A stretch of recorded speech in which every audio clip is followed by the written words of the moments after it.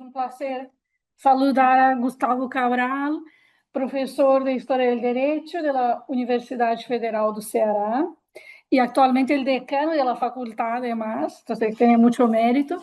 Y lo que nos va a presentar es, él acaba de escribir un libro que fue su tesis, de lo que llamamos en Brasil la tesis de libre docencia, que es como un título de doctorado más, no le bastaba el que tenía ya, entonces ha decidido complicarse un poco la vida, y es un título que solo la Universidad de São Paulo concede, toda una historia corporativa a la que no me detendré, pero bueno, el libro que preparó Gustavo se llama O Direito na América Portuguesa, Fundamentos, Jurisdições, Normas e Práticas, nada más, nada menos. Y también Gustavo, como saben muchos de los oyentes, es, bueno, tiene una producción ya extensa en Historia del Derecho, sobre todo el periodo de lo que llamamos el Brasil Colonia, ¿no? Y escribió el libro de 2017, que fue el fruto de su tesis doctoral, fue sobre la literatura de decisiones en el Reino de Portugal, siglos XVI y XVII. También tiene un libro organizado en 2021 sobre fuentes del derecho y literatura jurídica de la América Portuguesa, y también uno de introducción al derecho común. Entonces aquí uno de nuestros grandes especialistas en esta literatura, en este periodo, y estamos encantados aquí de saludarte y tienes la palabra. Gracias, Laura. Buenos días, gracias a todos por la invitación y por la oportunidad de estar acá, regresar a Autónoma. Estuve acá hace 10 años y es un gusto estar acá otra vez, es un gusto realmente.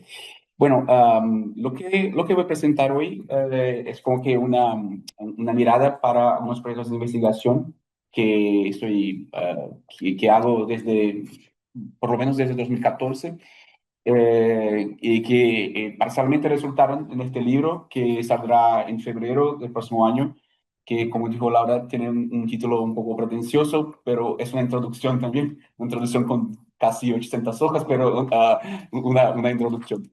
En este libro, en la mirada a lo que he llamado de la cuestión de la práctica, o sea, una mirada sobre cómo las personas vivían el derecho, una perspectiva como que de un lebendiges Recht. Yo empecé a mirar con más cuidado para los procesos civiles, así, la jurisdicción civil y los procesos. Sobre todo para el siglo XVIII. Y el XVIII, porque, por una razón de fuentes de disponibilidad de documentos en los archivos, porque casi no hay registros de procesos civiles para los siglos XVI y XVII, sino realmente más para el XVIII. Entonces, en esa perspectiva, creo que puedo hacerlo. Eso es la idea. Tengo aquí que un proyecto de investigación con financiación de la Agencia Nacional de Brasil y de la Agencia Regional de mi estado de Brasil, que es la de Ceará, en el cual estoy intentando buscar estos procesos, localizarlos e intentar buscar las conexiones y sobre todo los puntos no de divergencia, sino de convergencia, percibir los patrones y todo eso. Y eso lo presentaré un poco ahora. Para empezar, es importante tratar de los espacios aquí, de esta investigación. Como mi mirada es más para el siglo XVIII, la idea, sobre todo del libro y que sigue también acá, era intentar pensar en todo el espacio de lo que llamamos América Portuguesa, no solo para lo que oficialmente era llamado Estado de Brasil, sino también para el norte, que administrativamente se llamaba Estado de Grão-Pará y Maranhão. No sé si se puede ver acá en este mapa. El Estado de Brasil tomaba gran parte de las posesiones americanas, esa parte central, pero también acá donde estaba São Paulo y Río, que ya en este momento era la sede de la mitad del 18, la sede del gobierno del Estado de Brasil. Bahía acá también, y lo que llamamos las capitanías del norte, de que lo hablaré después, Y acá las dos capitanías que estaban comprendidas en los estados de Maranhão y Gran Pará, que tenían como que una autonomía administrativa en relación al estado de Brasil. Ah, pero además de la cantidad de procesos y por una decisión que he tomado hace más o menos 2 años, me concentraré en los procesos de lo que llamamos capitanías del norte.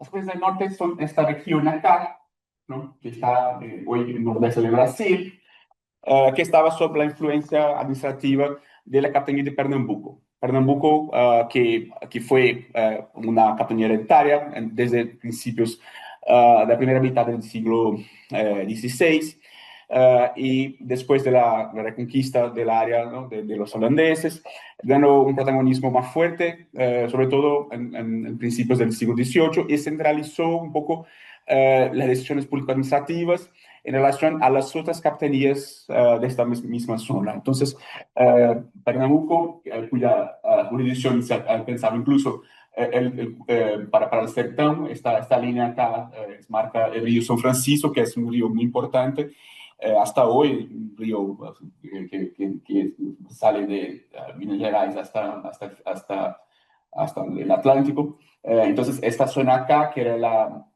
donde estaba en la comarca de Alagoas, que hoy es un estado donde yo nací incluso, Pernambuco, y más al norte, otras tres capitanías que tenían un estatus que se llamaba capitanías subordinadas, anexas a la capitanía de Pernambuco. Tenían un gobernador que era más como que un capitán general, pero tenía una subordinación administrativa a Pernambuco. Eso dicho, eso es el principal espacio de la investigación, las capitanías del norte. Y una de las capitanías del norte era justamente la capitanía que se llamaba Ceará Grande, que es la capitanía de Ceará, que hoy es el estado de Ceará, donde yo vivo, de donde vengo. Esta capitanía era una capitanía que yo clasifico como una capitanía ordinaria. ¿Por qué ordinaria? Porque no tenía nada especial. Nada especial. No era especial por razones de defensa. Por ejemplo, incluso empezó así como que una zona importante por defensa en el periodo de la ocupación holandesa, pero después, en el siglo XVIII, no tenía una importancia más acentuada. No tenía una actividad económica también que demandara una atención especial, como por ejemplo lo que pasaba en Pernambuco, como que pasaba en Minas Gerais, incluso como lo que pasaba en las capitanías más centrales, donde había mineración y todo eso. Entonces era una capitanía que, no sé, no necesitaba realmente una mirada especial. Metodológicamente, la elección de trabajar con un espacio como este, para mí sirve para que yo pueda comprobar que incluso en zonas absolutamente ordinarias se pueden encontrar patrones de conexión con la experiencia jurídica portuguesa moderna. Esa es la intención. Esa es la intención. Y además es interesante porque Ceará es una capitanía reciente, así, joven, así para la estructura. La primera villa fue fundada en 1700, la primera, pero tuvo una ocupación que fue rápida. Al final del siglo XVIII había como que 13 villas, 13 villas. Una ocupación que empezó en la cuesta, en el litoral, cerca del mar, pero que muy rápidamente caminó en dirección al centro, justamente porque la principal actividad económica de la región era la creación de ganado, así, de ganado. Entonces, la producción de carne que salía desde ahí hasta Pernambuco y otras zonas. Y además era una zona muy ocupada también por indígenas, como todas las partes, pero en esta zona fueron fundadas lo que llamamos villas de indios, ¿no? Las villas de indios fueron una especie una forma de organización que sucedió a los antiguos aldeamientos indígenas, sobre todo después de la creación del directorio en el periodo pombalino, 1758. Así que había por lo menos 5 villas de indios importantes ahí. que eran así, más o menos como las repúblicas de indios en América Española, ¿verdad? De América Hispánica, ¿no?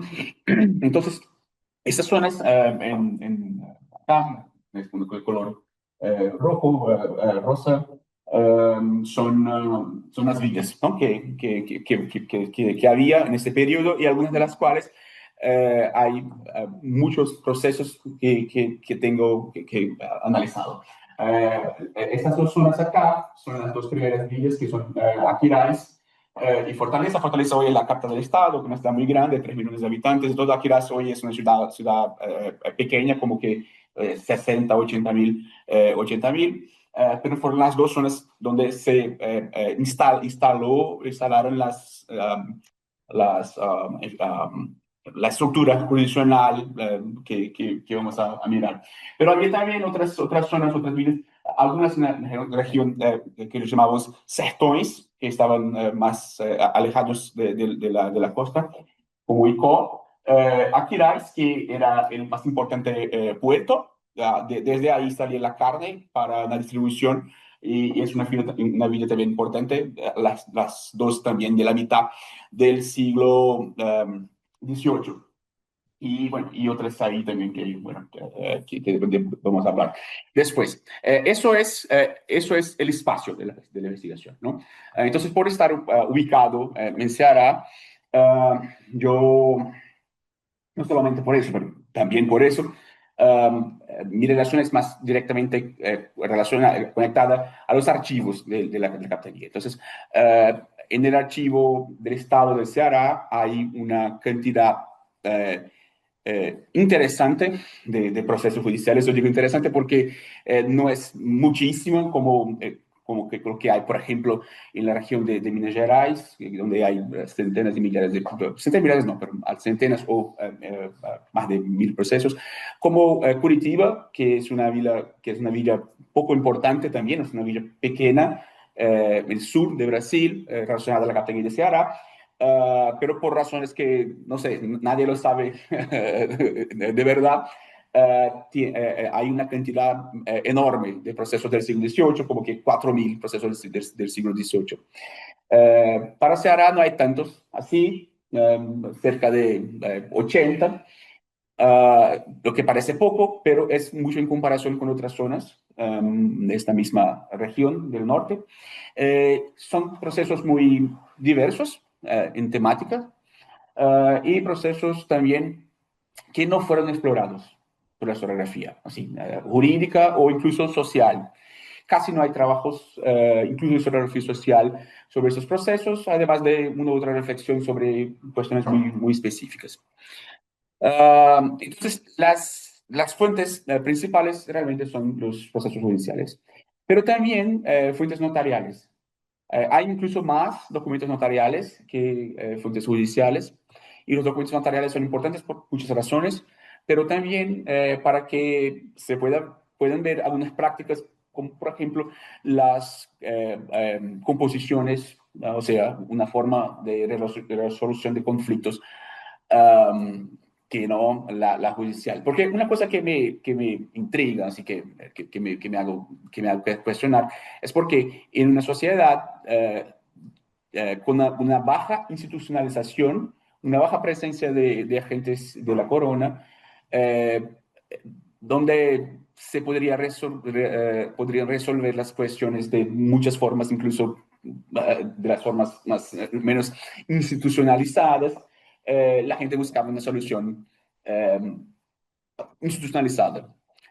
Institucionalizada, como veremos, en una justicia que no era una justicia real, así era una justicia local. O sea, en que los mismos agentes eran al mismo tiempo, los agentes eran al mismo tiempo partes, pero después también litigantes y después jueces y todo estaba junto. Eso es algo que me intriga y bueno, quizás eh, podemos pensar en eso. ¿Quién eran los jueces ahí? ¿No? ¿Quién eran los jueces? Eso es importante porque en una perspectiva de jurisdicción secular, o sea, no eclesiástica, había dos caminos, se puede decir, para pensar esa cuestión. de la justicia local y de la justicia regia, ¿no? Real.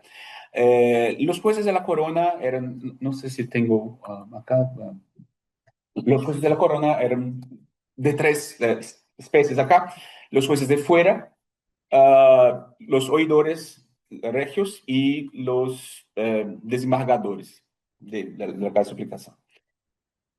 Los jueces de fuera, todos esos tres tenían una formación, así, habían estudiado Derecho en Coimbra, casi todos en Coimbra, una u otra excepción, pero casi todos en Coimbra, nombrados por el rey y tenían un periodo fijo para trabajo de 3 años. O sea, era una jurisdicción letrada en ese sentido, entrada. Um, pero la cuestión es que la justicia real en toda la América portuguesa tuvo una penetración que fue baja, se puede decir. ¿En qué sentido? Nuno Camariñas, que es un historiador portugués, casi todos lo conocen, hizo un levantamiento de que más o menos 18 días solamente recibieron jueces de fuera, o sea, jueces de la corona para actuar en el espacio de la villa. En la jurisdicción como que de apelación, los oidores que no eran realmente como oidores, eran como que, ahora se me olvidó el nombre del correspondiente en la experiencia española, que era un juez nombrado por la corona, pero con una jurisdicción de segunda instancia, así que de revisión, de apelación. Actuaba solo. En Portugal se llamaban ouvidores regios. El espacio de la jurisdicción era la comarca. Al fines del 18 había 23 comarcas solamente, 23. En este mapa que construyó Mafalda Soares da Cunha, se puede ver un poco esta difusión de los oidores. Pero la cuestión también es que los oidores actuaban en la cabeza de la comarca, que en general era la villa más importante de la capitanía. Tenía también una función de corrección, eran corregidores, y visitaban las villas. O sea, su actuación estaba muy concentrada en la cabeza de la comarca. Entonces, las pequeñas villas no se comunicaban muy regularmente con estos jueces. Y los tribunales eran todavía más distantes de estas partes, ¿no? Al final del siglo XVIII había dos tribunales para toda la América portuguesa que estaban ubicados en Salvador da Bahía, con una jurisdicción que estaba más relacionada a la parte del norte, ¿no? Bahía y también las capitanías del norte. No Pará y Maranhão, esas zonas estaban directamente relacionadas a Lisboa. Y había el Tribunal de Relación do Rio de Janeiro, que está más conectado con la zona de Río, São Paulo y más al centro también, ¿no? Goiás y Mato Grosso, que eran zonas importantes por la mineración. Um, y además de eso, había la posibilidad de una apelación a la Casa de la Suplicación de Lisboa. Esa era la estructura de la jurisdicción regia. Pero lo que se percibe es que la jurisdicción local tiene un alcance mucho más grande. Todas las villas tenían una estructura de jurisdicción local. ¿Y quién eran esos jueces locales? Eran jueces que actuaban, eran lo que llamamos jueces camararios, actuaban junto al cabildo municipal. Eran elegidos por los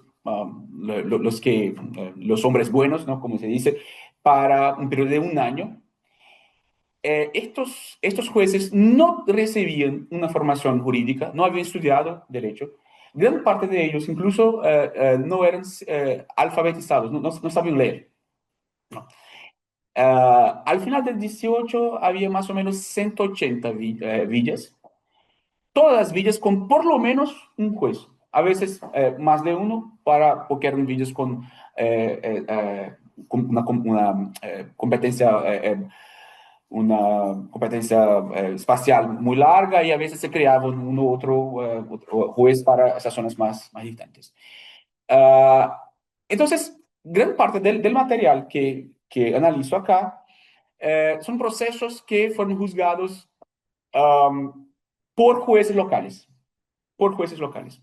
O sea, por jueces que no, que eran alfabetizados, que no tenían una formación jurídica en el sentido más estricto, ¿no?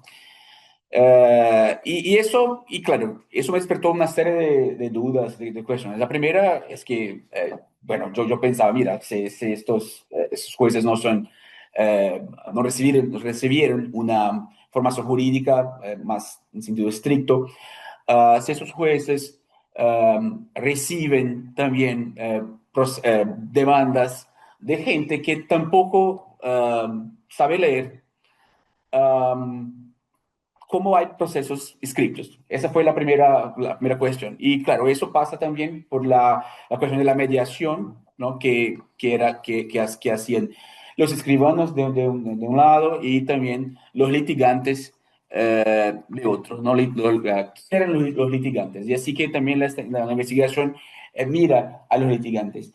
Había dos tipos de litigantes más frecuentes. Eso no es una división así que es estricta, pero se percibe.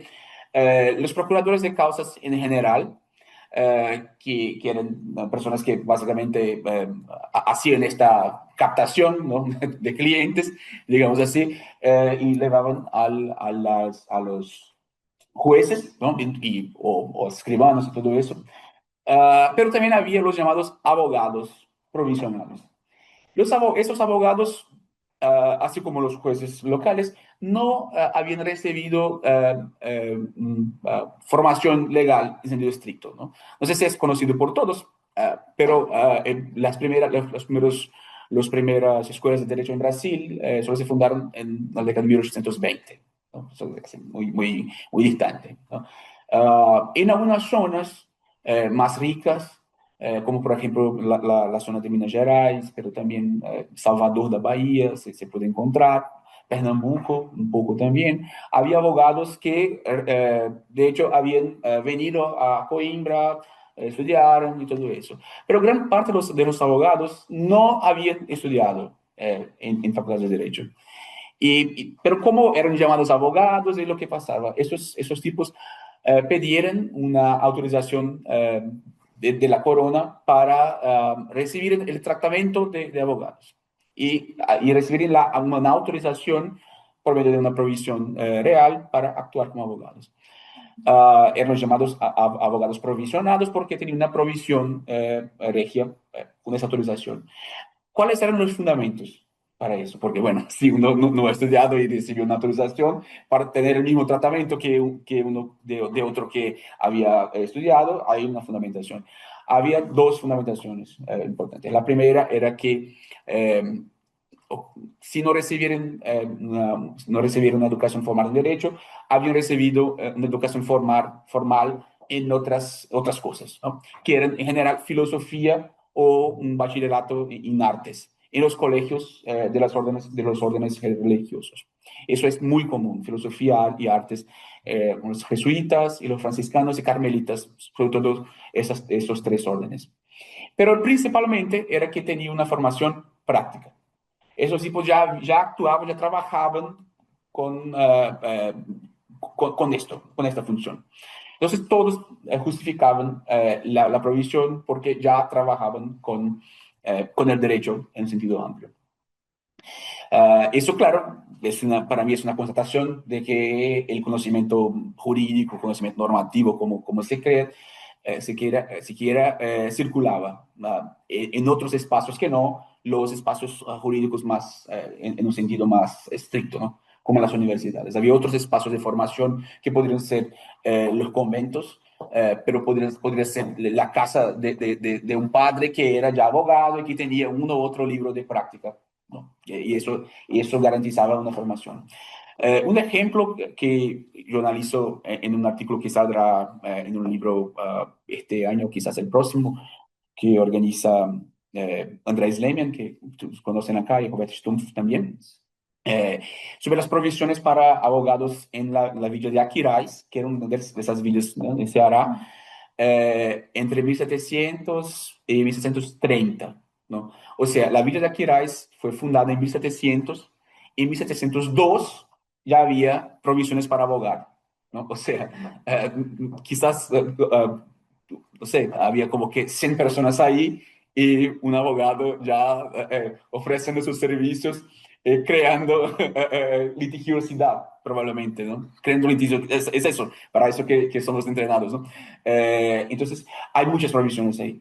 Y provisiones que no eran, y eso es interesante también, que no eran concedidas, creadas, no solamente por el rey, sino por la autoridad de la corona localmente, ¿no? Así, era común también que el gobernador general concediera eso, pero en esos casos eran los capitanes mores. Quiero como una autoridad administrativa, pero más militar que administrativa. Entonces, hay provisiones que los capitanes mores entregaban con un tiempo más reducido. En general, en general, el tiempo de la provisión era un año, a veces tres, pero en esos casos, 3 meses. 3 meses. Y no se sabe también si, claro, probablemente la gente trabajaba mucho más que 3 meses con esta provisión. Entonces, se puede ver que incluso en una experiencia muy inicial, ya había abogados y trabajando con eso, ¿no?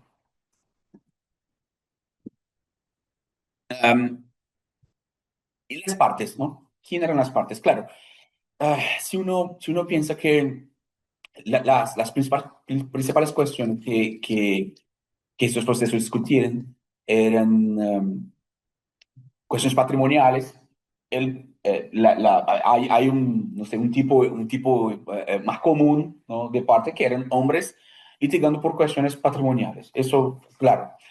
Pero hay muchos procesos en que se ve otros grupos que no son tan, no es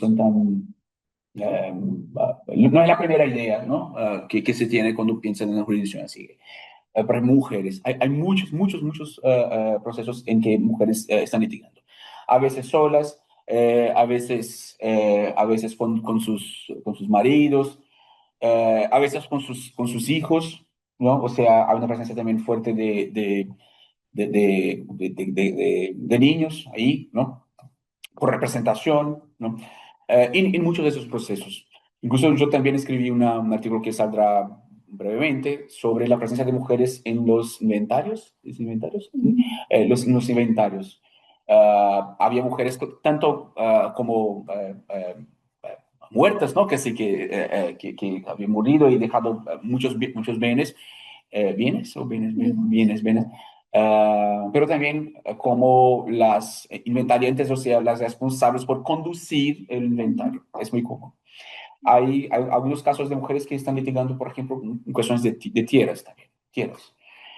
Mujeres que se utilizan, por ejemplo, de su condición de huérfanos para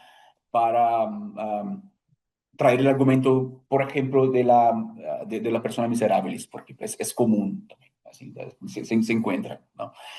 Viudas también, así es común. Es muy común que mujeres, después de la muerte de sus maridos, van a litigar, por ejemplo, en procesos de cobranzas, así que las situaciones son muy comunes. Y esclavizados también. Esclavizados de muchas, muchas formas. Desde acciones de procesos de libertad, así sí se requiere en juicio que se reconozca estados de libertad, pero no solamente, ¿no? Se encuentran, por ejemplo, situaciones en que esclavizados cobran procesos de cobranza de dívidas, no, o sea, que los esclavizados son los creadores, ¿no? de gente libre, común también se encuentra. En Ceará no tanto, pero en otras partes sí, es muy común, ¿no? Am, Indígenas no están ahí, pero la cuestión indígena es un poco más compleja porque hay una cuestión de identidad que a veces no se sabe realmente si la parte era indígena o no, porque por el nombre, pero en algunas zonas la probabilidad de que un indígena era una parte era enorme, incluso porque había miles de indios y casi todos que vivían ahí eran indígenas también. Entonces, hay una gran cantidad de procesos en ese sentido. Y sobre las causas, las materias, ¿no? Las más frecuentes. Claro, la más frecuente de todas en cantidad son los inventarios, muy, muy, muy, muy comunes, muy comunes. Um, en algunas zonas, por ejemplo,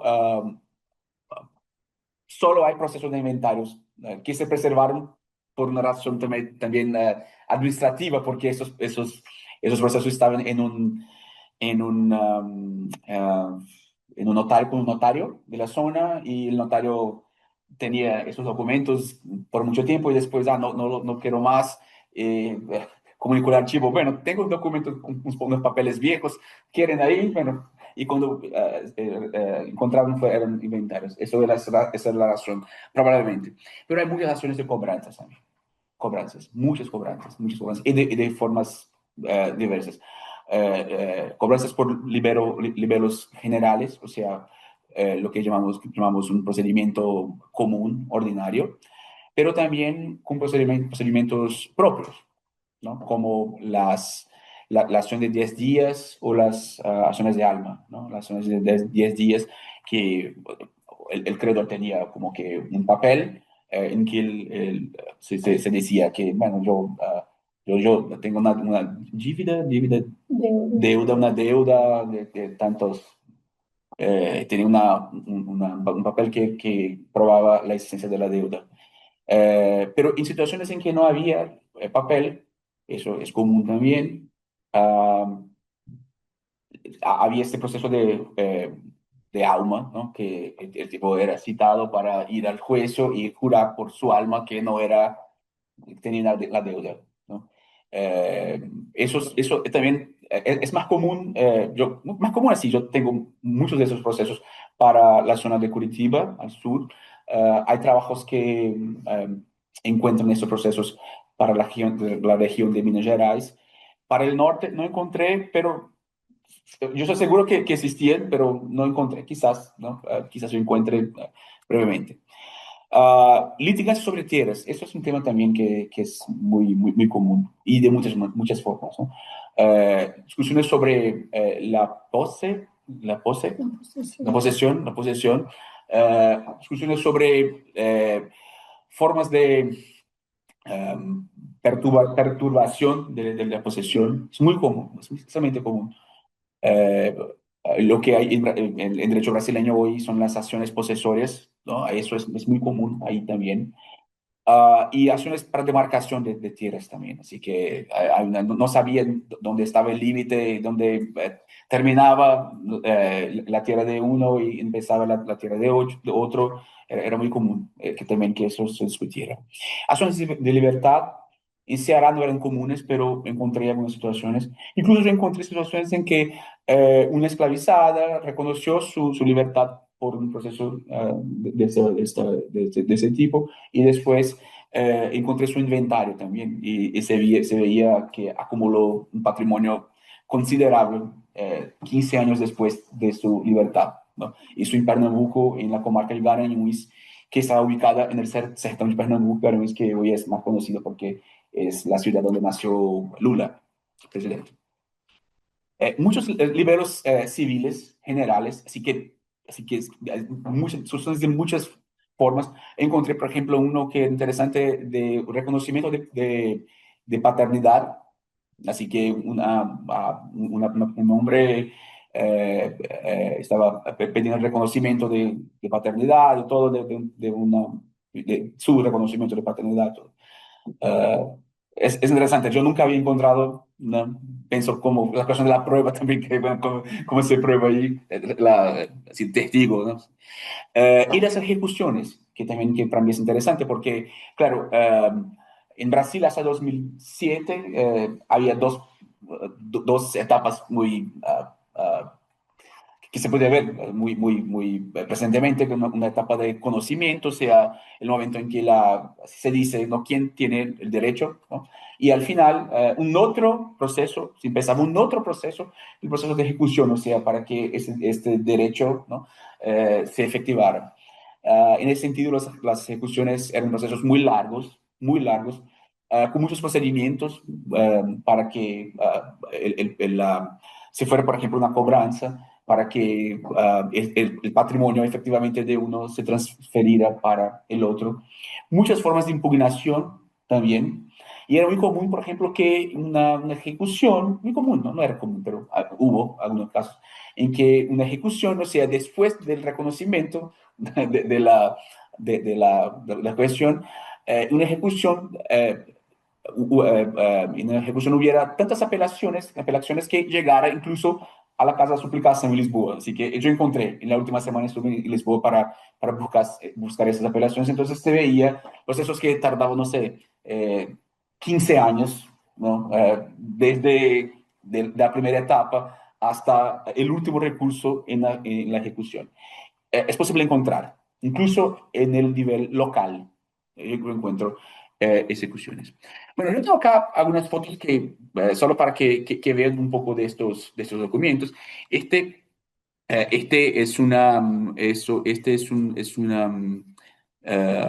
acción es un proceso de tierras también, de perturbación de la posesión, ¿no?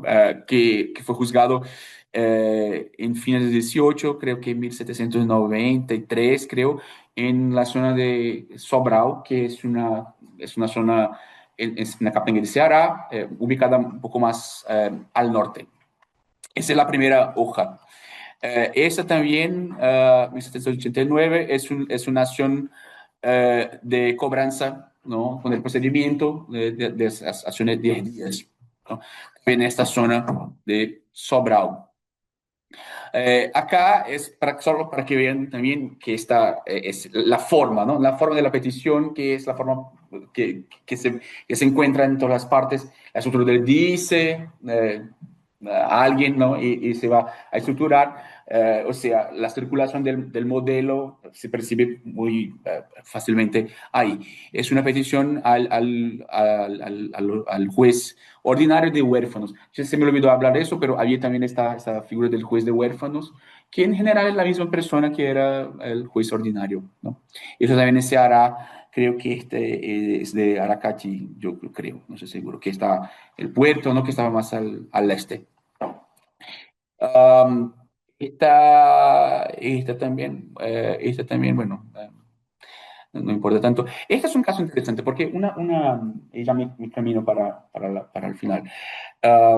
Una cosa que también es importante para mí, para mi investigación, era la construcción de la argumentación, ¿no? Cómo la gente construía la argumentación um, uh, en estos procesos. Incluso porque si eran procesos que eran juzgados por jueces locales que no tenían una formación jurídica y también la estructuración de la argumentación, quien hacía era alguien que tampoco tenía una formación jurídica en un sentido más estricto.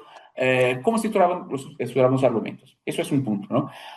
Por mucho tiempo yo pensé, y no estoy totalmente alejado de esta idea, que había una división de argumentación entre jurisdicción local y jurisdicción regia, en que en la jurisdicción local se argumentaba mucho más como que con los hechos, ¿no? Una argumentación de hecho. Bueno, pasó eso, entonces lo que se debe suceder ahora, la resolución debe ser esta, acá, ¿no? Y el juez juzgaba, no sé, por una perspectiva más teórica, ¿no? Por una idea de justicia, equidad, ¿no? Comprender lo que era justo en la situación, justicia siempre como que algo negociado, una composición para que esas partes que al final eran sus vecinos, ¿no? Se debe pensar en una villa con, no sé, 300, 400 casas en que todos se conocían y que más importante de que saber quién tenía la razón, efectivamente, más importante era resolver el conflicto, ¿no? Eso es la idea general. Claro que hay muchas otras cosas ahí también, ¿no? Sigue conflictos de interés, bueno, eso no reconozco, evidentemente, claro. Um, Eso de un lado, ¿no? Las jurisdicciones locales. y los jueces de la corona, claro, la materia de hecho es importante, pero era muy importante también un convencimiento sobre la autoridad, ¿no? A partir de la autoridad, ¿no? Entonces, menciones a las ordenaciones del Reino de Portugal, eran comunes, el uso de la literatura jurídica, muy, muy, muy importante, muy, muy frecuente, cuando se estaba en un proceso que estaba juzgando un juez de la corona, ¿no? Um, y claro, por abogados, en argumentación que era construida por abogados que eran abogados de derecho, ¿no? Así que habían estudiado derecho, todo eso. Pero lo que encuentro también en esos espacios es que cuando están, eh, que muchas veces no era tan incomún, que mismo cuando se juzgaba un juez local, algunos abogados provisionados, pero abogados que conocían la técnica, también construían su argumentación basada en argumentos de autoridad, ¿no? Entonces, esta hoja es de una petición en un proceso muy interesante sobre el cual también estoy escribiendo un trabajo, un proceso sobre tierras, de marcación de tierras, en la zona de Icó, que es una villa, está ubicada en Sertão, Ceará, que es la zona incluso de producción de ganado y todo eso. O sea, una discusión sobre tierras era el más importante ahí en este contexto. Y el abogado utiliza tres juristas para fundamentar su argumento, ¿no? Eso en 1750. Um, Manuel Mendes de Castro, que es autor de un importante libro de práctica, práctica civil, tiene primera edición en 1619. Mateus Homem Leitão, que también es un autor de práctica importante en este contexto, que ahora no me acuerdo de la fecha de la publicación de la primera edición, pero seguro principios del 17 también. Y Joachim Münziger von Frundeck, ¿no? Que era un autor del Sacro Imperio Romano-Germánico, que tenía un libro de decisiones importante, cuya primera edición, si me corrige Laura, 1555 o algo así, ¿no? La mitad del siglo XVI, ¿no? Y utiliza Münziger, no sé si se puede ver acá, pero está acá al final, ¿no? Y lo cita, ¿no? Lo cita en latín y todo eso. Y era una petición que presentó a un juez que no sabía leer, probablemente. Bueno, no conozco la historia de este juez, quizás, ¿no? Es una suposición. Por la media, los jueces locales no lo sabían, ¿no? Entonces, esa cosa de la construcción de la argumentación es algo que, que pienso en los últimos tiempos, ¿no?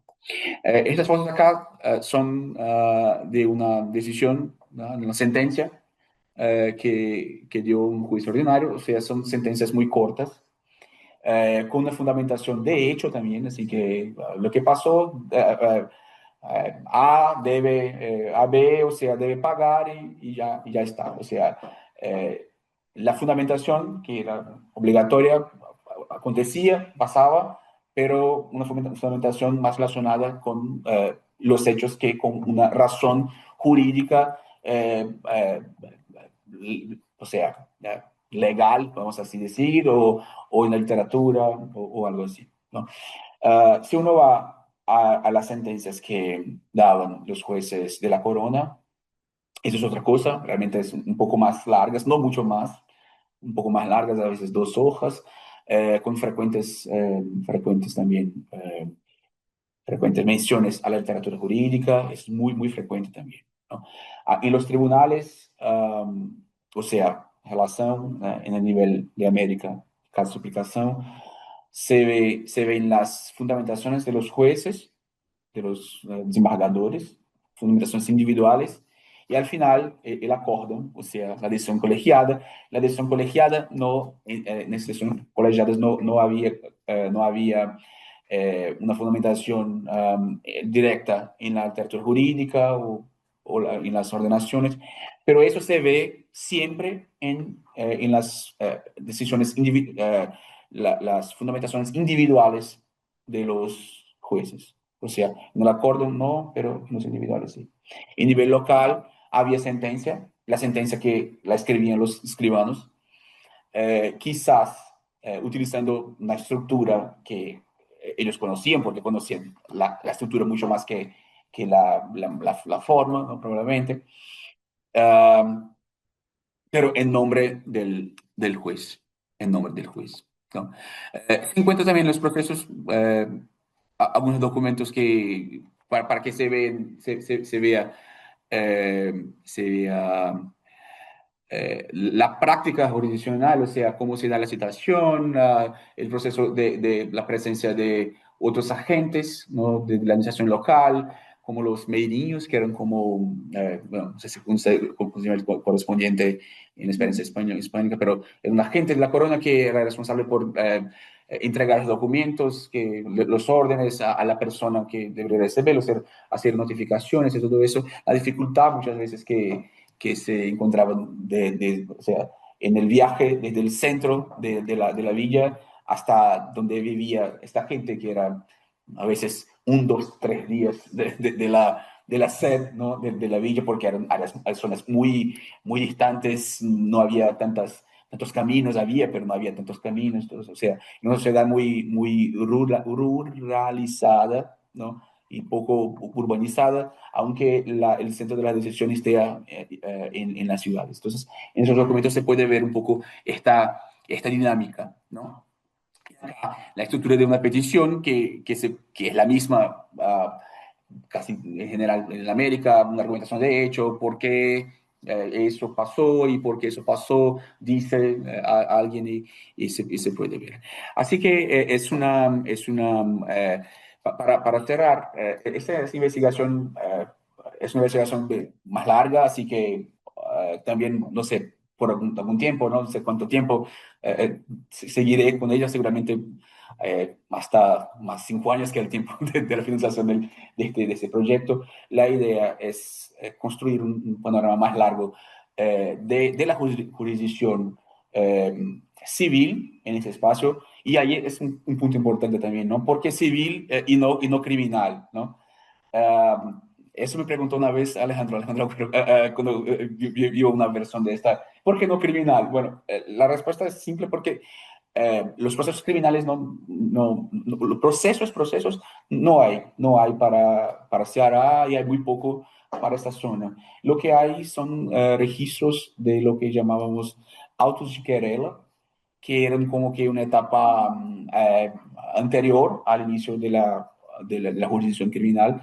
Estos autos de querela son interesantísimos, incluso interesantísimos. Yo incluso escribí también un texto que saldrá brevemente sobre autos de querela en una zona sertão de Ceará, sobre los crímenes de rapto, sí, que es interesante incluso porque se puede pensar cómo esta gente conocía el derecho, sabía los efectos de rapto, ¿no? Sí, eso se puede ver, que no es algo, no se raptaban desconocidos, ¿no? Los hombres solo raptaban las mujeres con quien quieren casar, o sea, y sabían que raptando tenía el efecto, ¿no? Así saben el resultado. Uh, pero no hay muchos procesos en ese sentido. Jurisdicción eclesiástica, yo trabajé también para otras zonas, pero para esta zona, las capitanías del norte, era un poco más difícil porque con la creación del obispado de Olinda, que era la zona competente para esta parte, eh, bueno, hay ahí alguna cosa, ¿no? Pero bueno, yo conozco bien, ¿no? Pero en otro nivel, sobre todo porque tengo acceso a unos procesos que llegaron a Salvador, que era la sede del arzobispado, pero no tanto para Pernambuco. Así que eso es la idea general de la investigación, y bueno, no sé, estoy abierto a otras preguntas, no sé si hay algo, y espero que, no sé, ¿qué es eso? Gracias. Bueno, bueno, muchísimas gracias. Hasta ahora, amigo. Tenemos Muchas gracias, Aurelio. Bueno, entonces tenemos unos minutos, a la y media tenemos que bajar, pero tenemos unos minutos aquí para conversar sobre el trabajo. Preguntas, comentarios. Uy, aquí tú has venido aquí en el sitio donde se hace esto de la justicia. Sí. Esto aquí. No, no, hoy no puedo. Está en caos. Cuando hablabas de los contenidos de las causas, hablabas de inventarios, a mí no me habla del conjunto que son los inventarios. De herencia. De herencia. Inventarios De bienes de herencia. Sí. Sí, sí, son de bienes, pero no son Sí. los inventarios de herencia. Inventarios de bienes, ¿vale? Sí, exactamente. Perdóname que yo no he actuado bien como mediadora. Perdón.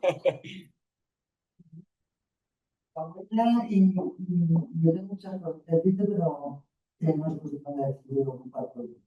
Entonces lo resumiría en una reflexión, una consideración, una pregunta. Una reflexión, además, viene a cuento porque acabas de hablar del Alejandro. Claro, es que, entre comillas, con todas las diferencias que quieras, son muy parecidas. ¿No? Es decir, que aquí tenemos que lo que hacen los jueces y letrados, teóricamente, y letrados en el sentido de no letrados, ¿no? De no letrados es lo mismo que hacemos nosotros, ¿no? Con lo cual, es decir, esto es una, yo creo que si, no es verdad, pero si tú lo que quieras, estos estudios parciales, en toda Iberoamérica te van a salir los mismos resultados. Con particularidades, pues claro, no es lo mismo hacer un estudio de Ciudad de México que la vida para los argentinos que quieren ganar. Pero, este micrófono está ahí en el ordenador. Pues no, no hace pollo. Pero que acercas un poco al ordenador porque la gente no escucha muy bien. Y tenemos también Mariana Armón con la mano levantada para hacer una pregunta. Escucha mejor. Sí. Bueno, lo que quiero decir es que hasta qué punto es verdad que tú, lo has dicho, para establecer patrones tienes que hacer casuística. Sí. Pero ¿cuánta casuística, la pregunta y la reflexión, es necesario hacer para ¿cómo decir? Enriquecer digamos, una serie de hipótesis comprobadas en una serie de casos?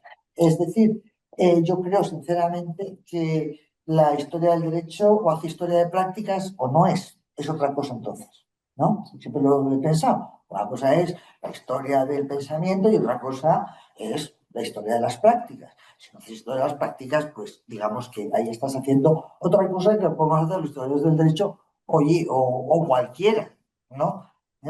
Si consideras que además en ese momento el discurso jurídico se mezcla con otros, porque no un teólogo va a estudiar historia del pensamiento jurídico, no sé por qué, cuando es todo lo mismo.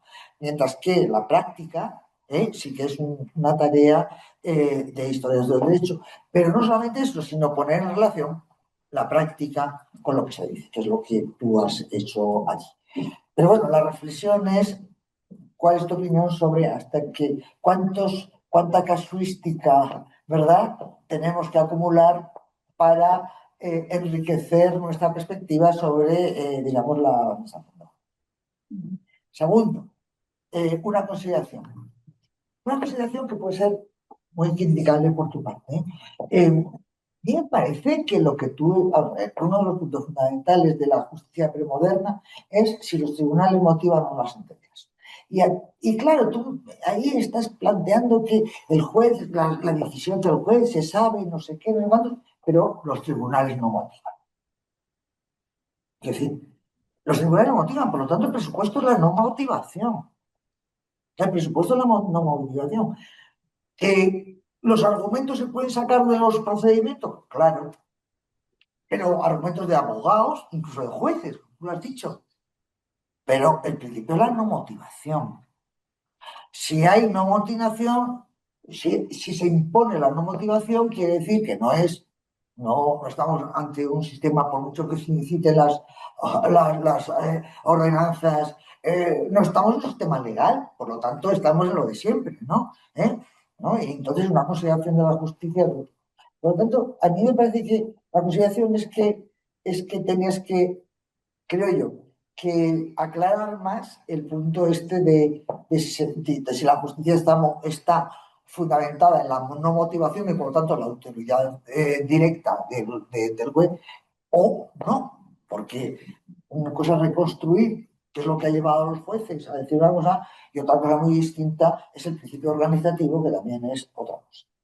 Y una pregunta que es la que más me interesa. Vamos a ver, ¿qué argumentos se utilizan, qué argumentos o qué papeles o lo que sea para para delimitar la posesión? Porque claro, tú estás diciendo, lo que hay es procedimientos de amparo de posesión, amparos posesorios, ¿no? Que tienen nombres distintos en cualquier sitio. Ya, pero ¿qué argumentos se utilizan? Porque, claro, la posesión efectiva, pero la posesión efectiva, ¿qué implica? Que yo he cultivado, que una vaca mía está por ahí, o que, yo qué sé, no lo sé. ¿Cuáles son los argumentos que se utilizan para pedir el amparo? Porque simplemente yo estaba tranquila en mi posesión, oiga, mire, pero a lo mejor no es la suya. Estamos hablando de una indeterminación enorme, ¿no? Entonces, ¿cuáles son? Y ya me callo. Mariana, acumulamos las preguntas. Mariana, pues Hola, ¿cómo están? micrófono. Bueno, Gustavo, un gusto escucharte. Yo tengo dos preguntas. Una es que tú has mencionado jueces camararios y después jueces ordinarios. Me gustaría saber si es la misma cosa, los dos o no.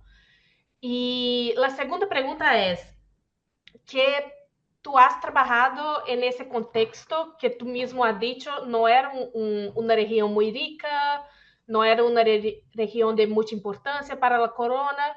Y mi pregunta es, si queremos estudiar regiones así, regiones periféricas, y no tenemos los procesos judiciales, ¿cómo sería posible reconstruir el funcionamiento de la justicia, la circulación de los saberes, con cuáles tipos de fuentes, además de los procesos, eso sería posible? Gracias. Bueno, puedo empezar. Bueno, voy a empezar con Mariana. Muchas gracias, Mariana. Sí, son preguntas. Bueno, la primera es fácil, claro. Es lo mismo, ¿no? Yo hablé. El nombre del oficio era juez ordinario, juez ordinario. Yo hablo juez camarario solo para, no sé, una referencia, ¿no? A literatura, ¿no? Como a los agentes camararios, o sea, porque era un juez que actuaba en Cabildo, ¿no? En la Cámara Municipal, o sea, era un agente camarario en ese sentido. Entonces, son sinónimos en ese sentido.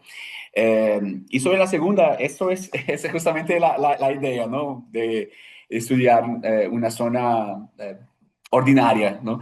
El presupuesto que pude percibir, así, en el sentido es que incluso en zonas periféricas bueno, hay documentos así.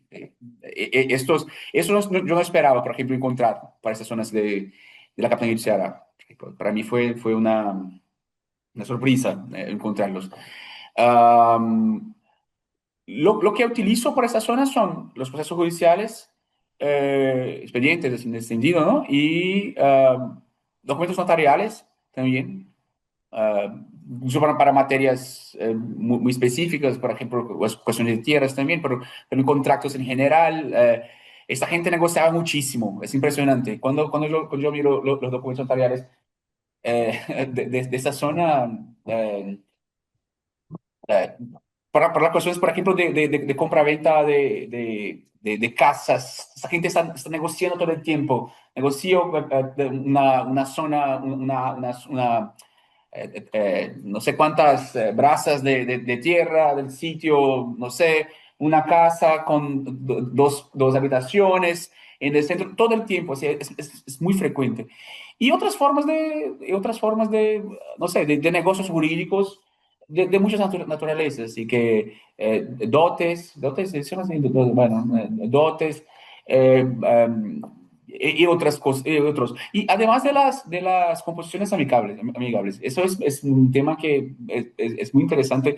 No sé por qué escribí un texto sobre árbitros para el diccionario, ¿no? Del Max Planck, no sé, y eso me abrió la posibilidad de pensar en esas otras formas.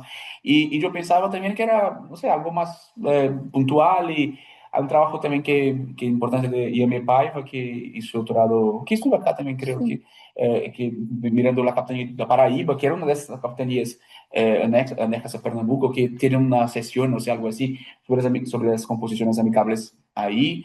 Y me decía que era muy difícil encontrar, pero había encontrado, y bueno, y encontré muchísimas también en Ceará. Entonces, quizás sea otra forma de pensar también, ¿no? Esa idea de una negociación, además de eso. Uhum. Entonces, en el libro, el número que saldrá el próximo año, el número de posibilidades de documentación es amplio, y depende también del qué tipo de investigación, ¿no? Si uno quiere... Yo nunca pensé, bueno, no sé dónde estoy ahora, pero nunca pensé que me interesarían las cuestiones de familia, por ejemplo. No era algo derecho, derecho de familia, relaciones familiares, todo eso. Pero después de ver esa documentación, veo no sé, que es interesante, que se puede buscar una serie de discusiones jurídicas más profundas, así. Y eso se ve, por ejemplo, en documentos parroquiales, por ejemplo, de las iglesias. Entonces, eso también lo utilizo. Bueno, muchas gracias. Entonces, bueno, no tengo una pregunta, sino algunos caminos, pregunta, no, una respuesta, sino algunos caminos posibles. Sí, eran antiguos, pero no tanto, ¿eh? Sí, sí, exactamente. Esa es la cuestión, porque en este proceso de marcación sobre el cual estoy escribiendo ahora, así es, así, son dos personas que tenían amplias tierras, eh, y están y bueno, la forma más común de resolver eso quizás sea, no sé, matando el otro, ¿no? Así que, bueno, y eso, claro, pasaba, pero además de esas formas que incluso que existen hasta hoy, porque no sé acá, pero ahí, así, a veces pasa, ¿no? Esa forma más, menos institucionalizada, digamos así, de resolver, ¿no? Pero ¿por qué? ¿Por qué buscar un juez, ¿no? Un juez que era un vecino, ¿no? Bueno, hay muchas respuestas, quizás incluso por la cosa de la, bu- de la buena, buena fe, no sé si buena fe, la buena fe que un documento de la corona crea, bueno, hay muchas razones, ¿no? Bueno, y sobre la reflexión y la pregunta, sí, son muchas cosas así que uno que uno se puede pensar.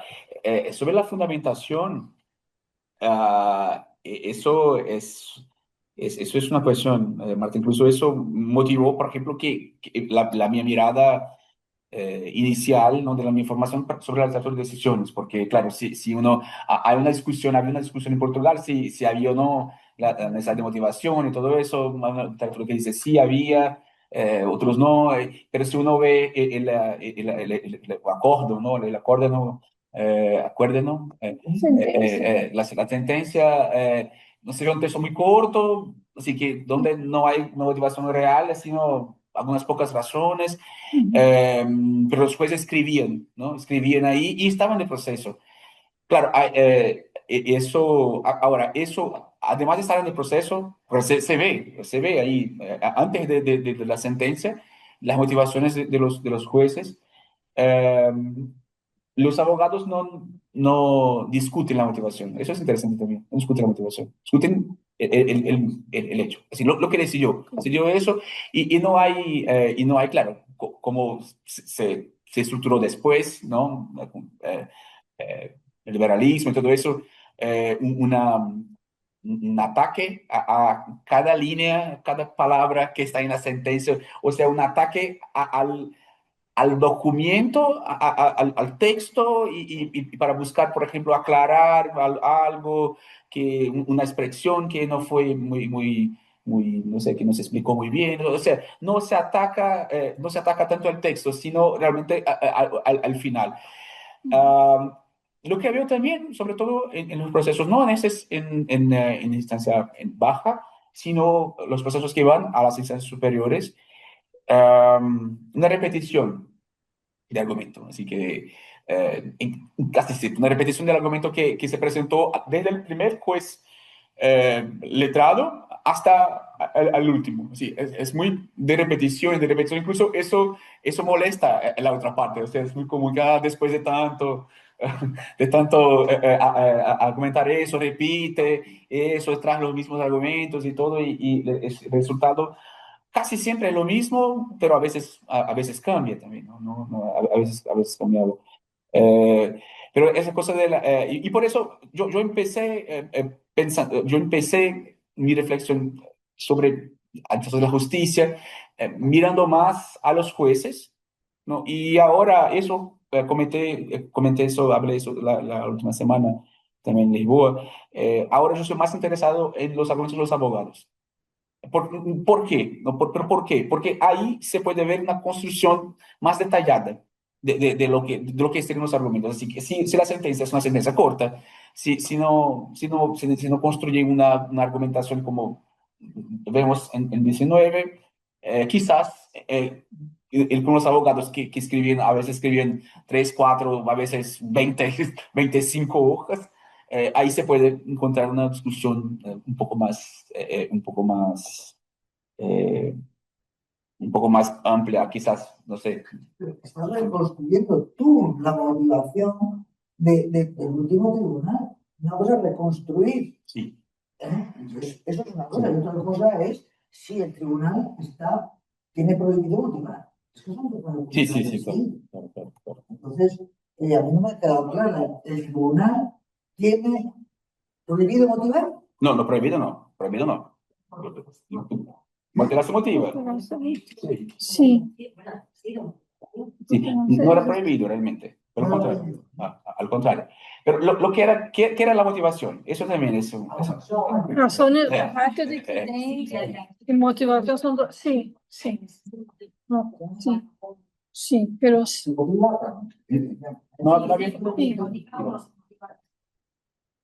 Sí, pero hay una distinción. Ese es el punto. Si uno mira en ese proceso, sobre todo los procesos que llegan a los tribunales en América y en Portugal, es la misma estructura. Conclusiones.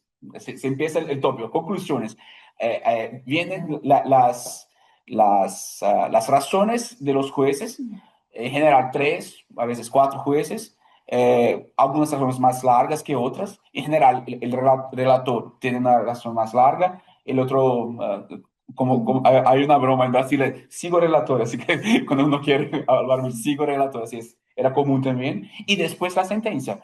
Pero la sentencia tampoco, o sea, hay una motivación en esa sentencia, incluso porque hay una necesidad, ¿no? Ahí, pero es una motivación corta, ese es el punto. Y es una motivación que hace una revisión a lo que, no, revisión indirecta o sea, a la idea que ganó en esta deliberación colectiva.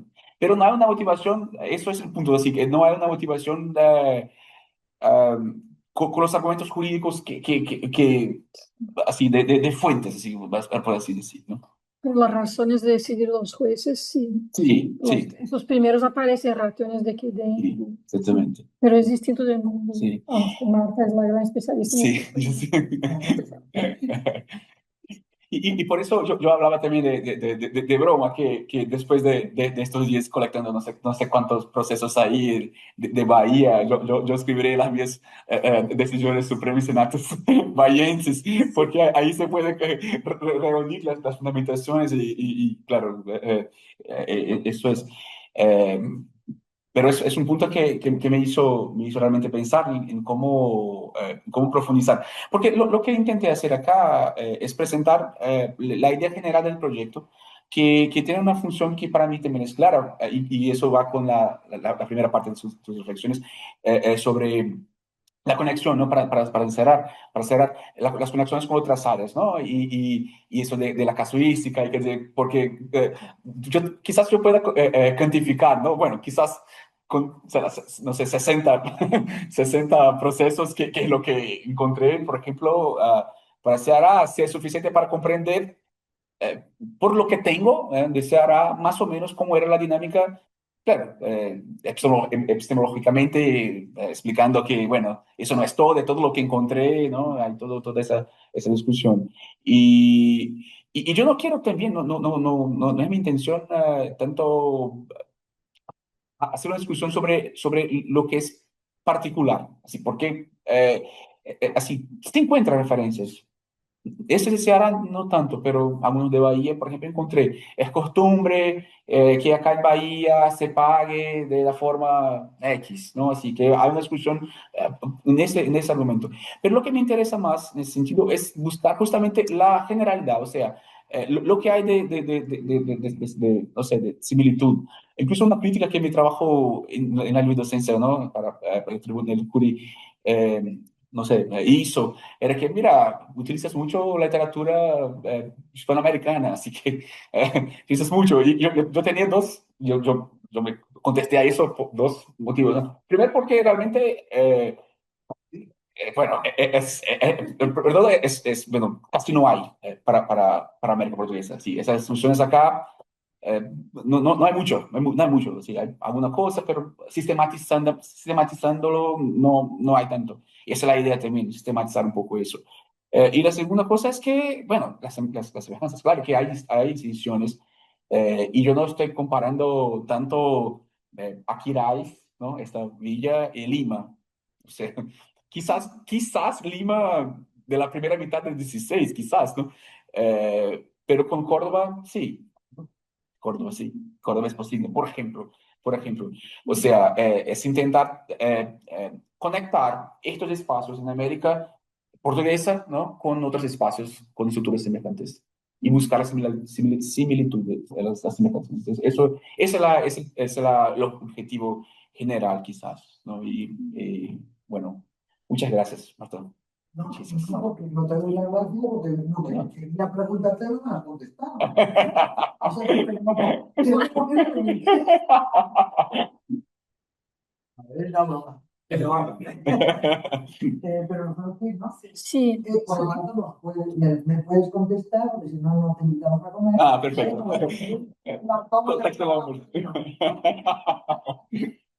bueno, sí, se ha salvado aquí de más preguntas, porque si no, hoy es un día un poco caótico en la facultad y tenemos que cortar ahí con cierta prisa.